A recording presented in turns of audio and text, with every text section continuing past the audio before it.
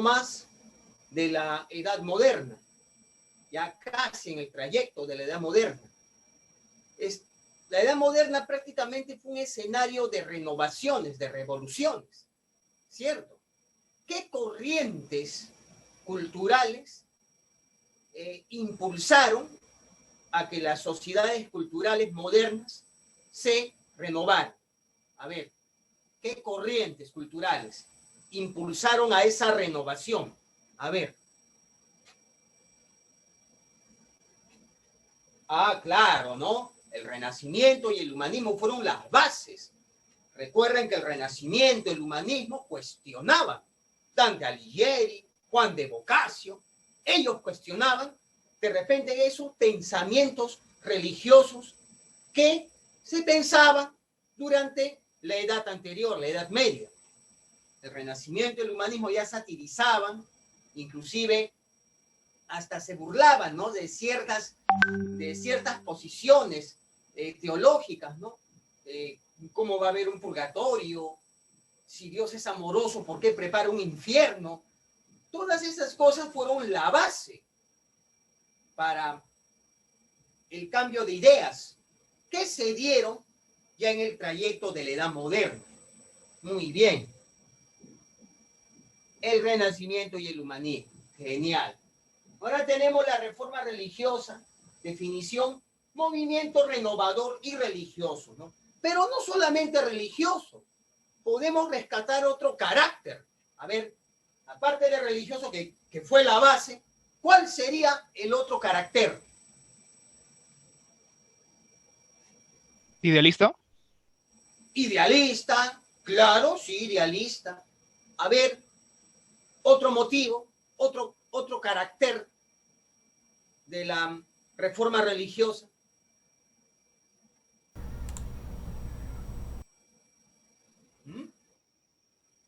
Otro carácter sería político, ¿cierto? ¿Por qué? Porque los reformistas estaban luchando contra el poder que ejercía el Papa precisamente sobre las sociedades, ¿cierto? Sobre los feligreses. ¿Quieres salvarte? ¿No quieres ir al infierno? Entonces paga tus tributos a la iglesia si quieres salvarte. En una posición económica y política porque el Papa ejercía poder, ¿cierto? El Papa elegía reyes, el Papa sacaba reyes, porque Diosito había encargado, o de repente fue un texto mal leído de la Biblia, ¿no? Todo lo que atares en el cielo atarás en la tierra. Muy bien. Entonces, tomando al pie de la letra esa posición, los papas elegían reyes, sacaban reyes, excomulgaban reyes, que era casi lo mismo, ¿cierto? Entonces, los que cuestionaban o los que integraban la reforma decían, ¿cómo es posible que el Papa, el representante de Cristo en la tierra, se esté metiendo en cuestiones políticas? Y peor aún, que esté comercializando con la fe de los feligreses. Muy bien. Por consiguiente, también de carácter político. ¿Les puedo preguntar algo? A ver, ¿podría ser también de carácter cultural? ¿Qué dicen ustedes?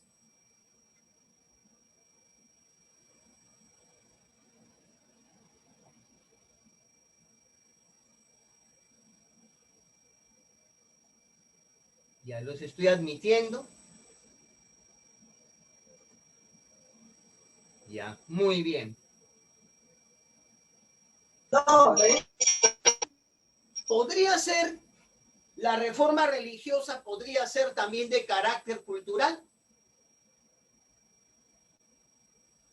¿Qué dicen ustedes?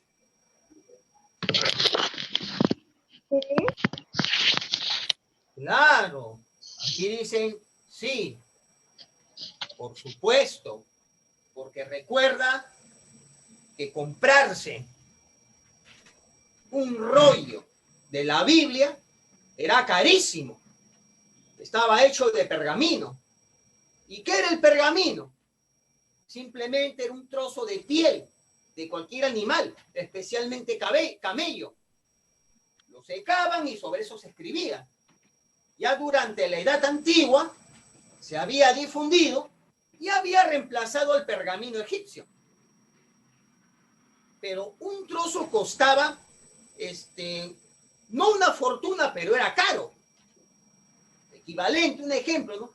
A ver, me voy a comprar solamente una página de la Biblia. Me cuesta 300 soles. Equivalente, un ejemplo. Era carísimo.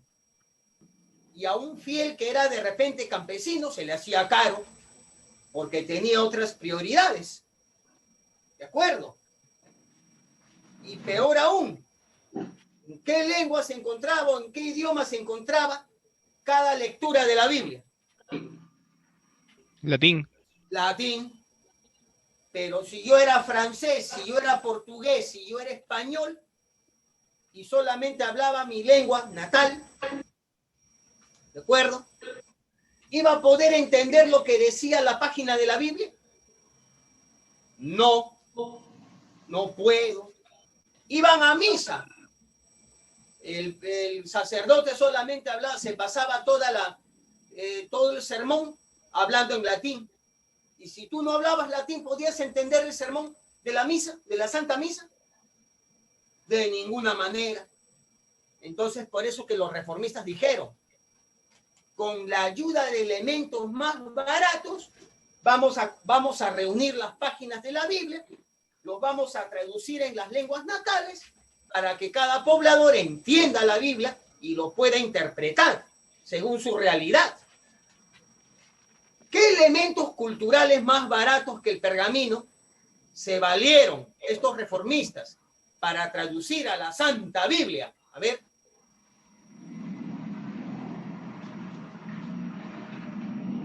El papel, la imprenta, facilitó el trabajo cultural. Yo tenía unos moldes y en esos moldes habían letras en alto relieve. Y ya como estaba,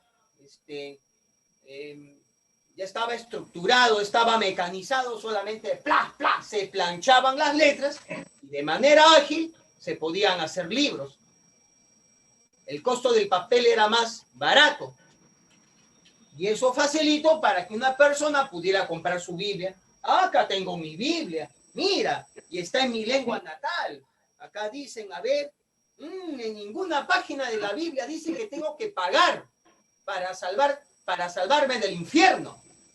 En ninguna página de la Biblia dice que tengo que confesarme ante un hombre pecador, tan pecador como yo. Ya comenzaban a cuestionar. ¿De acuerdo? Muy bien. Y por eso que también va a ser de carácter cultural, carácter religioso en primer lugar, carácter político y también carácter cultural. ¿De acuerdo? Filosófico también. ¿Qué dicen ustedes? Obvio, microbio, obvio, claro, obvio. De carácter filosófico. ¿Por qué de carácter filosófico? A ver. ¿Por qué de carácter filosófico? ¿Por qué de carácter filosófico? ¿Qué hace un filósofo? ¿Se queda contento con lo que le dicen? ¿Se queda contento? ¡Ay, sí! Le dicen, la Tierra es plana. Ya, de acuerdo. La Tierra es el centro del universo. Ya, de acuerdo. ¿Un filósofo se pone en esa postura o no? No. Porque el filósofo, ¿qué va a hacer? Claro, señorita, Emily, ¿no? Muy bien, Emily. El filósofo va a cuestionar. ¿Por qué? ¿Cuáles son las pruebas? ¿En qué te basas? Discute, debate.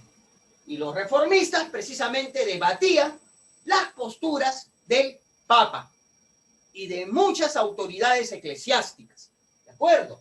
Este movimiento surgió en los siglos XVI.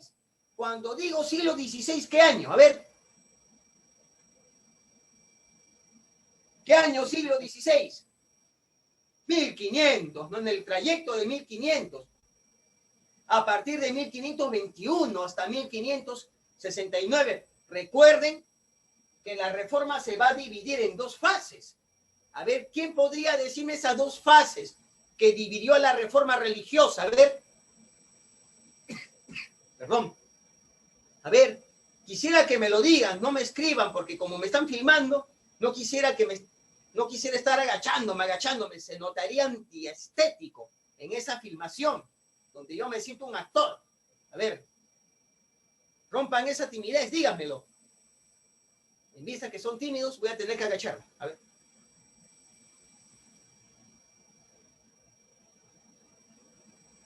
Profe, ¿puede repetir la pregunta? Allá, la reforma religiosa se va a dividir en dos fases. La primera, la fase protestante. Disculpen, tengo un gallito dentro.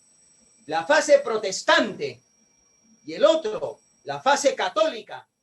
Son dos fases. Los protestantes pues, protestaban contra las posturas de las autoridades católicas, eclesiásticas, ¿no? Protestaban contra el Papa, protestaban contra sus autoridades y con ciertas costumbres que iban fuera de la Biblia. La Reforma Católica, ¿en qué consistió? Los papas se reúnen y dicen, estamos perdiendo fieles. Por consiguiente, vamos a tener que cambiar por estrategia ciertas posturas para poder recuperar esos fieles. Mi pregunta es, ¿cómo se le va a llamar a la Reforma Católica? La contrarreforma. La contrarreforma, hijo, muy bien. No has volado, estás en tierra firme. Era simplemente un contraataque católico contra los protestantes para recuperar fieles, nada más que eso. ¿De acuerdo? Muy bien. Entonces no te olvides, la reforma religiosa se va a dividir en dos fases, la fase protestante y la fase católica. Muy bien. Antecedentes. A ver, lo que sucedió antes, miren, ya desde la Edad Media, estamos hablando de 1200, 1300, ¿ya? Antes de la reforma religiosa que oficialmente se dio en el siglo XVI, se dio esto, el cisma.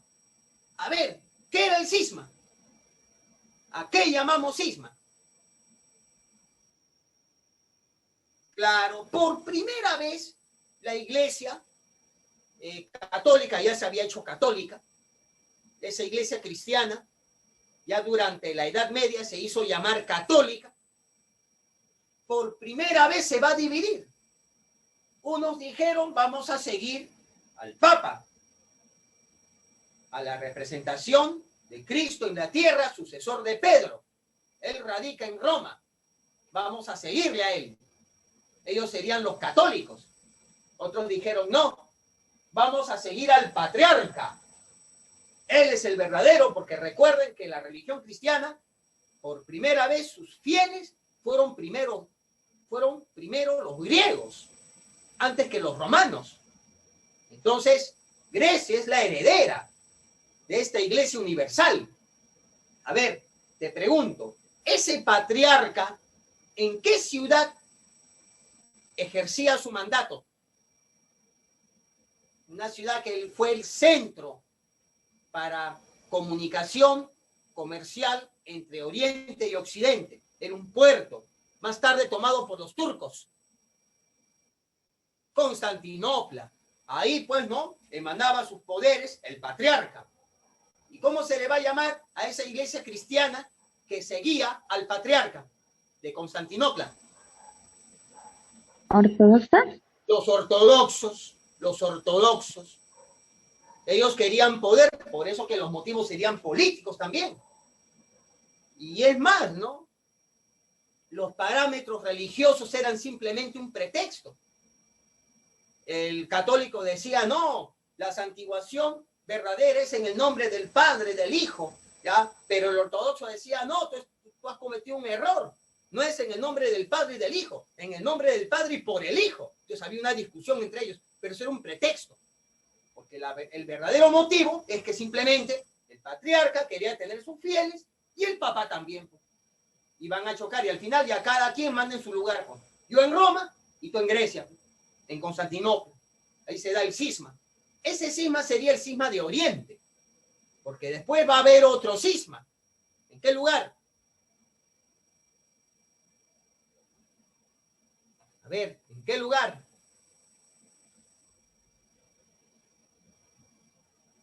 El cisma de Occidente, ¿en qué país? Francia. El cisma de Aviñón. Hubieron antipapas, ¿cierto? Muy bien. El otro llamado antipapa, yo voy a gobernar en Aviñón, en Francia. A los que gobernaron en Francia, en Aviñón, se les va a llamar antipapas. ¿Por qué antipapas?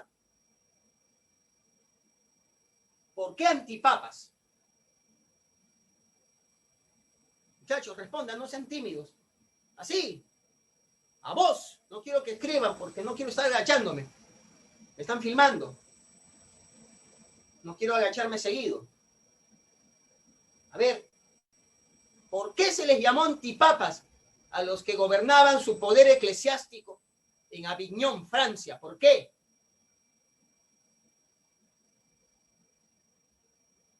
¿Por qué? Se les va a llamar antipapas porque se supone que el sucesor de Pedro tenía que gobernar en Roma por mandato del mismo Cristo. Cuando San Pedro, llamado así por los católicos, o simplemente Pedro, el apóstol de Cristo, cuando gobernaba Nerón y perseguía a todos los cristianos, Pedro decía, pues no estaba al lado de un niño.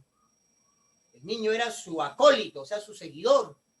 Y Pedro, confuso, comienza a rezar: Señor, ¿dónde vamos? Quo vadis Domini, ¿dónde vamos, Señor? ¿Dónde quieres que predique? Y dicen que el niño comenzó a divagar porque Jesús comenzó a hablar en la boca del niño. Y Jesús, hablando en la boca del niño, este responde: anda a Roma, Pedro, porque allí seré crucificado por segunda vez. Entonces Pedro va a predicar a Roma. Y más tarde a Pedro lo crucificaron en la misma ciudad de Roma. ¿Cómo lo mataron a Pedro? ¿Cómo murió crucificado? ¿De qué manera murió crucificado? Murió crucificado de cabeza, ¿no? Claro, ahí está, muy bien, murió crucificado de cabeza. Y en ese lugar se edificó la iglesia mayor de los católicos. ¿Cómo se le va a llamar a esa iglesia mayor de los católicos? ¿Cómo se le va a llamar? Puedes anotarlo. Si la timidez te vence. A ver, de paso también voy a ver si tengo que admitir a alguien. Están todos admitidos, ¿no? Ya, a ver. La Basílica de San Pedro, ¿no? Muy bien. Entonces, en esa ciudad, Roma, señalada por Cristo, ahí tenían que gobernar los sucesores de Pedro. Y los que gobernaron en otro sitio, antipapas, porque por su cuenta están ellos gobernando en ciudad que ellos ven conveniente, no en la ciudad señalada por Cristo, Roma. Muy bien. Entonces, el cisma fue de dos: el de Oriente, los ortodoxos, y el de Occidente en Aviñón, Francia. ¿De acuerdo? Aviñón. Te lo anoto. Un momento. El cisma de Aviñón.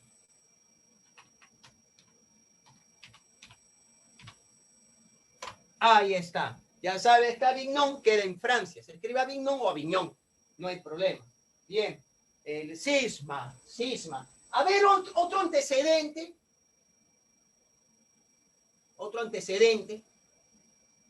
Ya el cisma fue el primero. Otro antecedente. En Inglaterra, pues, Juan Wycliffe. Y el otro, Guillermo. Ahí está, Juan Wycliffe.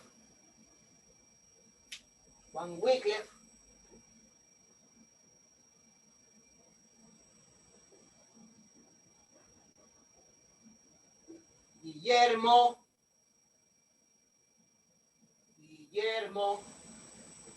Hughes. ¿De acuerdo? Juan Wycliffe, Guillermo Hughes. Muy bien. Puedes anotar. Ellos eran ingleses. Uy.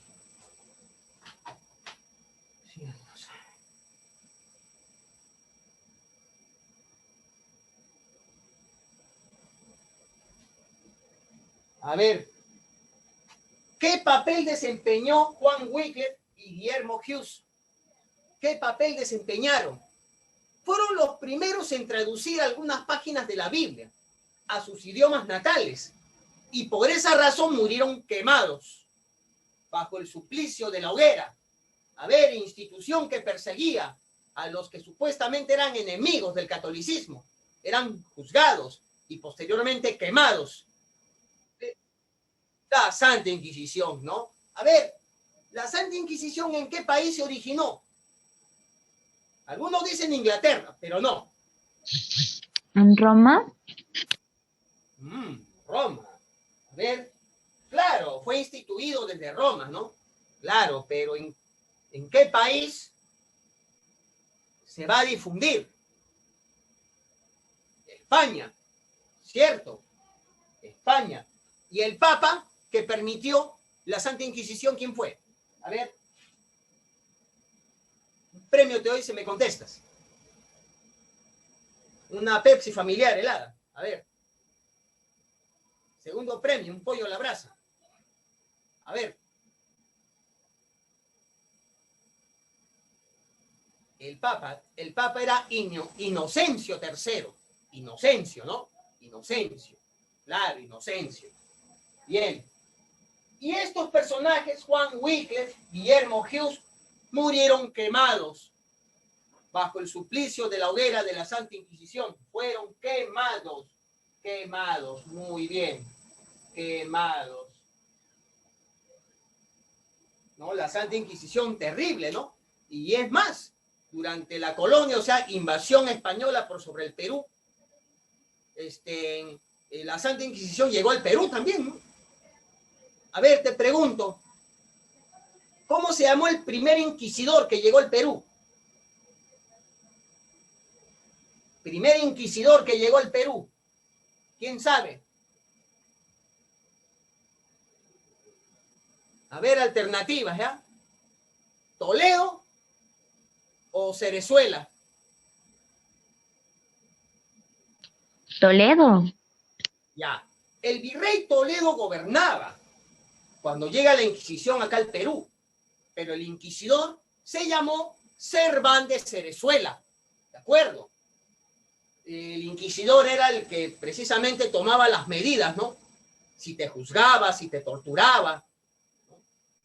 ¿Cómo te torturaba? Me han dicho que eres hechicera, habla, confiésate, golpeaban, te colgaban de los cabellos a 2 metros de alto, ¿cierto? Media hora estás ahí, ¡ah, piedad, piedad!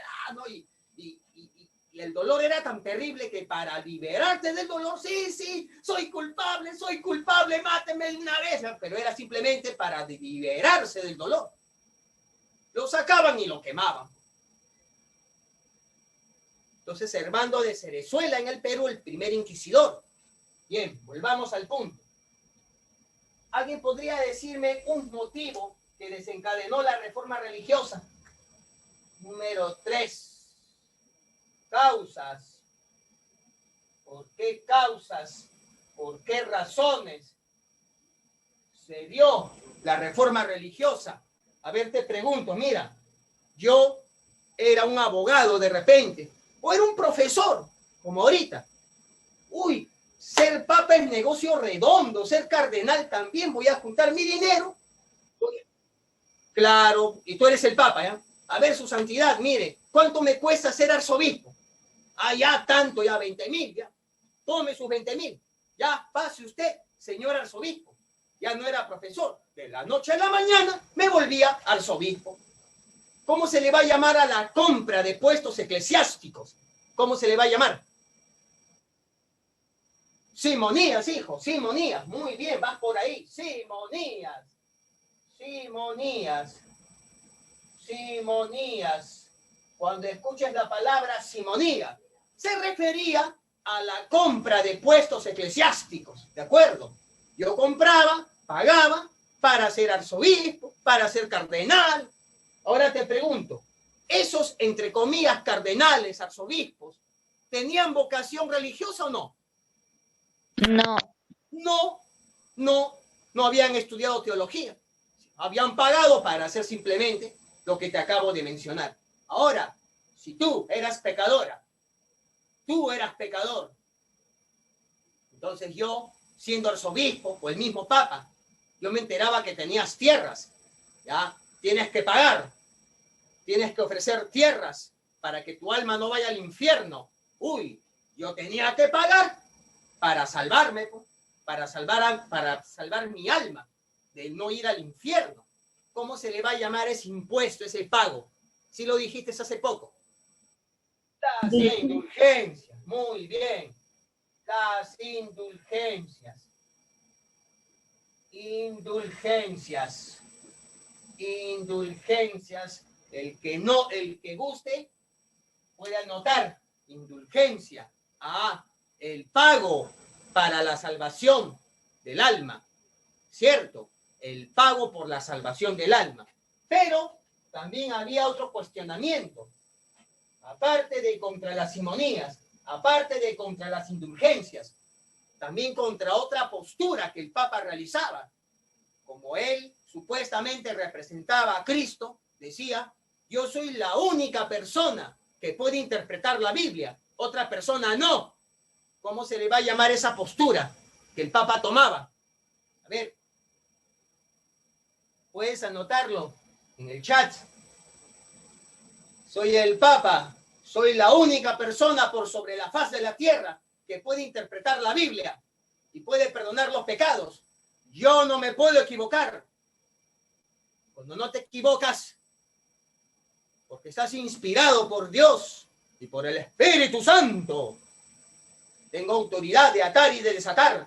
Así lo encargó Jesucristo. A ver, ¿cómo se va a llamar esa postura? Donde supuestamente el Papa no tenía errores, pero los tenía obviamente, porque es un ser humano. Pero él no imaginaba eso, sino que simplemente quería mangonear, manipular. ¿De acuerdo? A ver, ¿cómo se llamaba eso? Alternativas. Providencialismo o infalibilidad del Papa.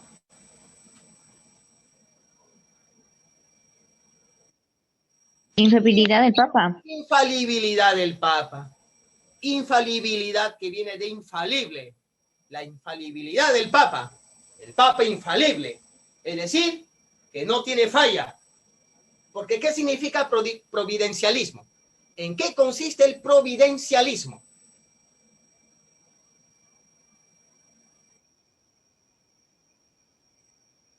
Ya podría ser, y también Dios elige a los reyes para que ellos gobiernen, ¿cierto? Por eso que de ese pensamiento surge el derecho divino de los reyes. Soy tu rey, yo te gobierno, me tienes que obedecer, porque si me desobedeces, si te rebelas contra mí, contra tu rey, estás también rebelándote contra Dios. ¿Ya? Pero infalibilidad del Papa, es decir, el Papa no tiene fallas. Infalibilidad del Papa. Infalibilidad del Papa. Infalibilidad del Papa. El Papa sin fallas. El único, por sobre la faz de la tierra, que podía interpretar la Biblia. Acá tenemos los movimientos reformistas protestantes. Tenemos, ¿lo puedes ver? ¿Qué dicen acá? Luteranismo. Calvinismo. El otro. Anglicanismo. El otro. Zunglianismo.